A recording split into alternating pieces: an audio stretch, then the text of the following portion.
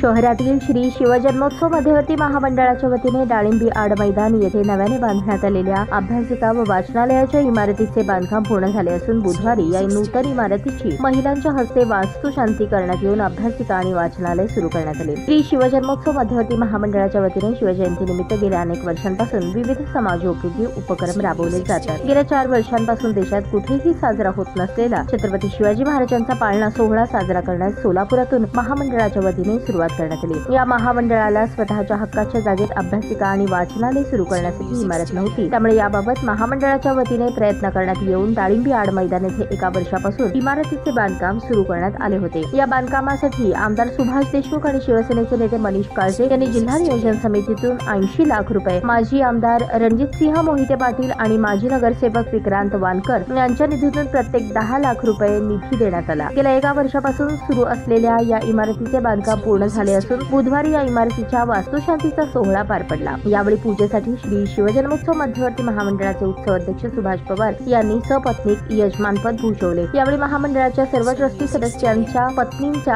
हस्ते राजमाता जिजाऊ, छत्रपती शिवाजी महाराज, छत्रपती संभाजी महाराज आणि छत्रपती शाहू महाराज यांच्या मूर्तीची पूजा करून अभ्यासिका आणि वाचनालयाची सुरुवात करण्यात आली। यावेळी ट्रस्टचे अध्यक्ष पद्माकर काळीक, खासदार प्रणिती शिंदे, आमदार सुभाष देशमुख, उपाध्यक्ष श्रीकांत डांगे, कार्याध्यक्ष श्रीकांत घाडगे, सचिव प्रीतम परदेशी, अक्कलकोट येथील जन्मेजय भोसले, जयंत शेळके, दिलीप कोल्हे, शिवाजी घाडगे, पुरुषोत्तम बर्डे, नागेश ताकमोगे, चंद्रकांत वानकर, महादेव गवळी, प्रभाकर रोडगे, विक्रांत वानकर, विनोद भोसले, ज्ञानेश्वर सपाटे, सचिन स्वामी, देविदास घुले, भोजरंगे यांच्यासह शहराच्या विविध परिसरातील शिवजन्मोत्सव मंडळाच्या हजारो पदाधिकारी आणि कार्यकर्त्यांनी कार्यक्रमाला उपस्थिती लावली होती।